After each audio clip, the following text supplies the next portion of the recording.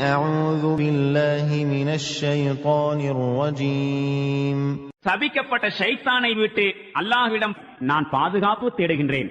والذين لا يدعون مع الله إلها آخر ولا يقتلون النفس التي حرم الله إلا بالحق ولا يزنون ومن يفعل ذلك يلقى أثاما. மேலும் அவர்கள் அல்லாஹுடன் வேறெந்த தெய்வத்தையும் அழைப்பதில்லை. மேலும் கொலை செய்யக்கூடாது என்று அல்லாஹுவினால் தடை செய்யப்பட்ட எந்த உயிரையும் நியாயமின்றி அவர்கள் கொலை செய்வதில்லை. மேலும் விபச்சாரமும் செய்வதில்லை.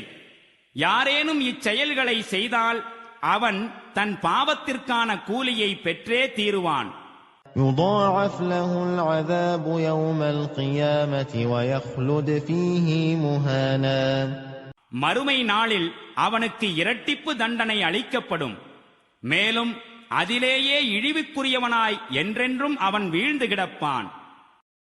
إلا من تاب وآمن وعمل عملا صالحا فأولئك يبدل الله سيئاتهم حسنات وكان الله غفورا رحيما.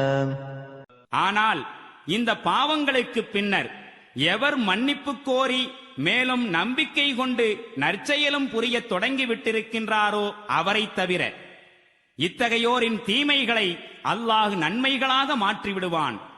மேலும் அவன் பெரும் மன்னிப்பாளனும் கிருபையாளனுமாவான்.